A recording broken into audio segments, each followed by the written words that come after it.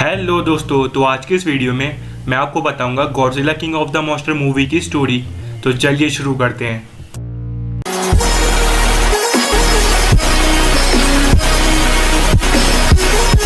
तो इस मूवी की स्टार्टिंग होती है एक फ्लैशबैक वाले सीन से, जहां हम गॉडजिला और म्यूटो को आपस में लड़ते हुए देखते हैं। ये सीन है 2014 में आई गॉडजिला मूवी का, और उसी लड़ाई के दौरान वहाँ पे डॉक्टर एमर रसल की पूरी फैमिली मौजूद होती है, और उनमें से जो उनका बेटा होता है वो गॉडजिला और म्यूटो की लड़ाई के दौरान मर जाता है। अब यहाँ सीन शिफ्ट होता है और स्टोरी वापस आ जाती है 2019 में, जहाँ हम देखते हैं कि डॉक्टर एमर रसल की बेटी मेडिसन अब बड़ी हो चुकी है और वो एक कमरे में बैठी होती है कि तभी वहाँ डॉक्टर एमर रसल आ जाती है, और वो एक डिवाइस पे काम कर रही होती है जिसका नाम होता है ऑर्का, और उसे बनाने में कामयाब हो जाती है। दरअसल ये एक डिवाइस है जिससे कि टाइटन से कांटेक्ट किया जा सकता है और यहाँ तक कि उन्हें कंट्रोल भी किया जा सकता है।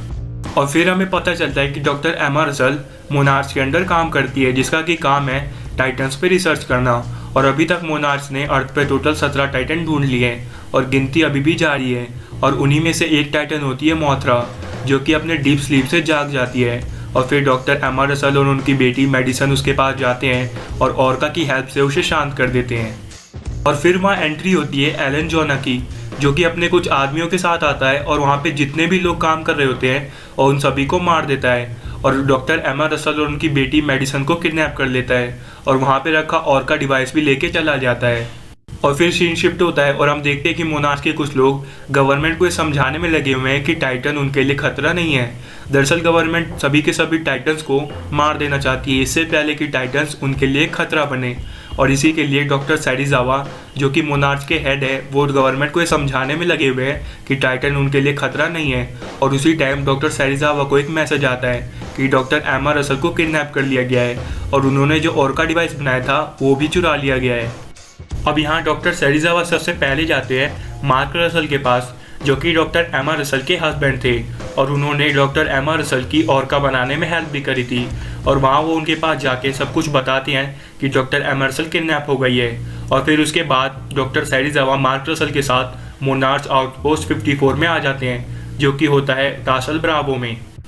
और तभी वहाँ पे गॉडजिला आ जाता है और गॉडजिला काफ़ी ज़्यादा गुस्से में होता है, लेकिन वो उन्हें कुछ भी नहीं करता बल्कि वो वहाँ से चला जाता है। और मोनार्च के लोग ये पता करने में लग जाते हैं कि आखिर गॉडजिला जा कर है, और उन्हें पता चलता है कि गॉडजिला जा रहा है एंटार्क्टिका में। और इसी पे सारे के सारे मोनार्च के लोग थोड़े से हैरान हो जाते हैं, क्योंकि एंटार्क्टिका में अब तक का सबसे ताकतवर टाइटन किंग गेडोरा है। और फिर मोनार्च के सारे लोग पहुँच जाते हैं एंटार्क्टिका में, लेकिन इससे पहले वो कुछ कर पाते एलन जोना और डॉक्टर एमर रसल ने मिलकर किंग गेडोरा को आज़ाद कर दिया था। और फिर किंग गेडोरा आसपास तबाही मचाने लग जाता है कि तभी वहाँ पहुँच जाता है गॉडजिला, और गॉडजिला और किंग गेडोरा के बीच फाइट होती है, जिसमें किंग गेडोरा गॉडजिला पे भारी पड़ने लगता है, क्योंकि मैंने आपको बताया था कि किंग गेडोरा अब तक का सबसे पावरफुल टाइटन है। लेकिन इससे पहले इस फाइट का कोई कंक्लूजन निकल पाता, किंग गेडोरा वहाँ से उड़ के चला जाता है। और अब मोनार्च के लोग किंग गेडोरा को ढूंढने में लग जाते हैं। उन्हें किंग गेडोरा तो नहीं मिलता, लेकिन उन्हें मैप में एक तूफान दिखता है जो कि बड़ी तेज़ी से बढ़ रहा है। और उसी टाइम डॉक्टर एमर रसल का एक वीडियो कॉल आता है, जो कि आता है मोनार्च को, और उसमें वो बताती हैं कि ये जो टाइटन अर्थ पे रह रहे हैं उनकी अर्थ पे रहने की एक वजह है। दरअसल इंसानों की आबादी बहुत ही ज़्यादा बढ़ चुकी है, इसलिए वो सारे टाइटन्स को ज़िंदा कर देना चाहती है ताकि वो आधे इंसानों को मार दे और नेचर का बैलेंस बना रहे। अब यहाँ एलन जोना और डॉक्टर एमर रसल ने मिलकर किंग गेडोरा को तो आज़ाद कर दिया है। अब वो जाते एक दूसरे टाइटन को आज़ाद करने, जिसका नाम होता है रोडैन, और वो होता है मैक्सिको के इस्ला डिमारा नाम की एक जगह पर। और अब रोडैन के आज़ाद होने से पहले ही आर्मी वाले कुछ प्लेन भेज देते हैं ताकि जब रोडैन आज़ाद हो तब वो उसे कंट्रोल में कर सके। लेकिन जैसे ही रोडैन आज़ाद होता है तब वो सारे प्लेन्स पे अटैक करना स्टार्ट कर देता है और वो पीछे पड़ जाते हैं मोनार्च के प्लेन पे। और फिर मोनार्च वालों को पता चलता है कि वो जो तूफान तेज़ी से बढ़ रहा था वो तूफान नहीं बल्कि किंग गेडोरा था, जिसने कि उस तूफान को बनाया था। और तभी वो रोडैन को किंग गेडोरा के पास ले जाते हैं और किंग गेडोरा और रोडैन के बीच एक फाइट होती है, जिससे कि किंग गेडोरा बड़े ही आराम से जीत जाता है। और अब किंग गेडोरा मोनार्च के प्लेन पे अटैक करने आ रहा होता है कि तभी वहाँ आ जाता है गॉडजिला, और गॉडजिला किंग गेडोरा को पकड़ के पानी के अंदर ले जाता है। और गॉडजिला और किंग गेडोरा के बीच फाइट होती है, जिसमें गॉडजिला किंग गेडोरा के तीनों गर्दनों में से एक गर्दन को उखाड़ देता है। अब यहाँ मोनार्च वालों को आर्मी का एक मैसेज आता है कि उन्होंने ऑक्सीजन डिस्ट्रॉयर नाम का एक वेपन बनाया है जो कि इन दोनों को ही मार देगा, इसलिए वो उन्हें कहते हैं कि वहाँ से दूर चले जाए। और फिर वो ऑक्सीजन डिस्ट्रॉयर नाम का वेपन इन दोनों पे गिरा देते हैं, जिसमें से गॉडजिला तो मर जाता है, लेकिन किंग गैदोरा को इससे कुछ भी फर्क नहीं पड़ता। और अब यहाँ किंग गैदोरा पानी में से निकल के इस्ला डिमारा के वोल्केनो पे जाके खड़ा हो जाता है और उसकी जो एक गर्दन टूट गई थी वो उसे वापस से रीजनरेट कर लेता है और जितने भी टाइटन अर्थ पे रह रहे थे वो उन सभी को अपनी डीप स्लीप से जगा देता है और वो सारे टाइटन किंग गैदोरा को ही हुक्म मान रहे थे और किंग गैदोरा उन्हें हुक्म देता है कि इस पूरी अर्थ को ख़त्म कर देने के लिए।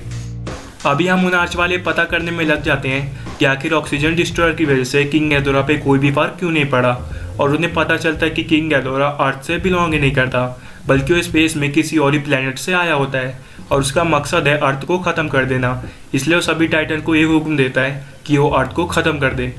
और फिर सीन शिफ्ट होता है और हम देखते हैं कि मोथरा अपने पूरे बटरफ्लाई फॉर्म में आ चुकी है और फिर मोथरा वहाँ से उड़कर मोनार्च के हेडक्वार्टर के पास आ जाती है और गॉडजिला के लिए गाना गाने लग जाती है, जिससे मोनार्च वालों को ये पता चल जाता है कि गॉडजिला अभी भी जिंदा है और मोथरा गॉडजिला के लिए ही गाना गा रही है।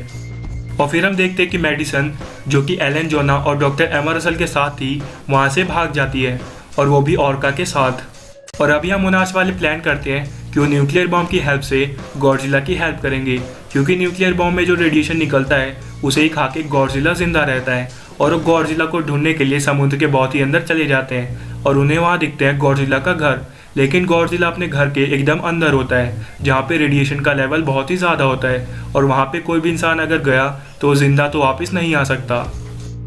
अब यहाँ डॉक्टर सैरिज़ावा डिसाइड करते हैं कि वो गॉडजिला के घर के अंदर जाएंगे और वहाँ पे जाके न्यूक्लियर बॉम्ब का ब्लास्ट कर देंगे, जिससे गॉडजिला पहले जितना पावरफुल हो जाएगा। लेकिन ये सब करने के दौरान डॉक्टर सैरिज़ावा की मौत हो जाती है। अब यहाँ मेडिसन, जो कि ऑर्का को लेके भाग गई थी, वो ऑर्का को ले जाके एक स्टेडियम के स्पीकर से जोड़ देती है, जिससे ऑर्का के अंदर से जो सिग्नल निकलता है उससे सारे के सारे टाइटन्स वापस से शांत हो जाते हैं। क्योंकि इससे पहले मैंने आपको बताया था कि किंग गैदोरा ने सारे के सारे टाइटन्स को इस अर्थ को ख़त्म करने के काम में लगा दिया था, लेकिन जो स्टेडियम से जो सिग्नल निकला उससे सारे के सारे टाइटन वापस से शांत हो गए। अब यहाँ किंग गैदोरा उस स्टेडियम के पास आ जाता है जिसमें से ऑर्का का सिग्नल निकल रहा था और वो स्टेडियम को तबाह कर देता है और वो मेडिसन को भी मारने ही वाला होता है कि तभी वहाँ आ जाता है गॉडजिला। और अब यहाँ गॉडजिला की हेल्प कर रहे हैं मोनार्च और आर्मी वाले और यहाँ गॉडजिला किंग गैदोरा पे बहुत ही बुरी तरीके से भारी पड़ता है।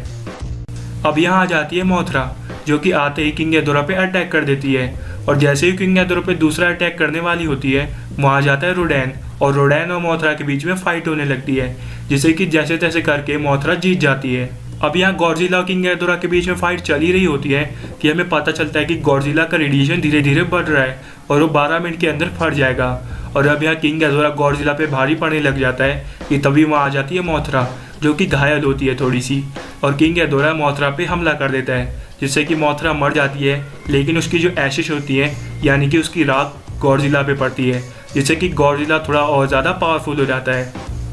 और अब मोथरा को मारने के बाद किंग गैदोरा वापस से गॉडजिला पे अटैक कर देता है और गॉडजिला किंग गैदोरा से बुरी तरीके से पिट रहा होता है कि तभी वहाँ आ जाता है मार्क रसल, जो कि अपनी बेटी मेडिसन को ढूंढने आया होता है और वो मेडिसन को ढूंढ भी लेता है, लेकिन उसे लगता है कि उसे गॉडजिला की हेल्प करनी चाहिए और वो ऑर्का डिवाइस को वापस से ठीक करता है। और अब यहाँ ऑर्का डिवाइस ऑन हो चुका है और उसमें से जो सिग्नल निकल रहा होता है उसको रोकने के लिए आता है किंग गैदोरा, ताकि वो ऑर्का डिवाइस को ख़त्म कर सके, जिसमें से जो सिग्नल निकल रहा है वो बंद हो जाए। लेकिन यहाँ मार्क रसल अपनी बेटी के साथ चला जाता है और डॉक्टर एमा रसल उस ऑर्का डिवाइस को लेकर एक कार में बैठती है और ड्राइव करने लगती है, ताकि किंग गैदोरा का ध्यान उसकी तरफ जाए और मार्क रसल और उसकी बेटी बच जाए। और अब किंग गैदोरा डॉक्टर एमा रसल पे अटैक कर देता है, जिसमें डॉक्टर एमा रसल बुरी तरीके से घायल हो जाती हैं और यहाँ तक कि ऑर्का डिवाइस भी तबाह हो जाता है। उसके बाद डॉक्टर एमा रसल बोलती है लॉन्ग लिव द किंग और अब एक डांस म्यूजिक स्टार्ट होता है और हम देखते हैं बर्निंग गॉडजिला को। तो जैसा कि मैंने आपको पहले ही बताया था कि गॉडजिला का रेडिएशन लेवल धीरे धीरे बढ़ रहा है और वो 12 मिनट में एक न्यूक्लियर बॉम्ब बन जाएगा और यहाँ वो 12 मिनट ख़त्म हो जाते हैं। और अब गॉडजिला करीब 3 बार ब्लास्ट होता है और उसके इस ब्लास्ट होने की वजह से किंग गैदोरा पूरी तरीके से मर जाता है। और उसके बाद हम देखते हैं कि सारे टाइटन गॉडजिला के पास आ चुके हैं और वो गॉडजिला को अपना किंग मान लेते हैं और यही मूवी ख़त्म हो जाती है। तो अब अगर आपको वीडियो पसंद आई तो इसे लाइक करें और मेरे चैनल को सब्सक्राइब कर तो बिल्कुल भूलिएगा। Thanks for watching this video. मिलते हैं आपसे अगली वीडियो में, तब तक के लिए बाय।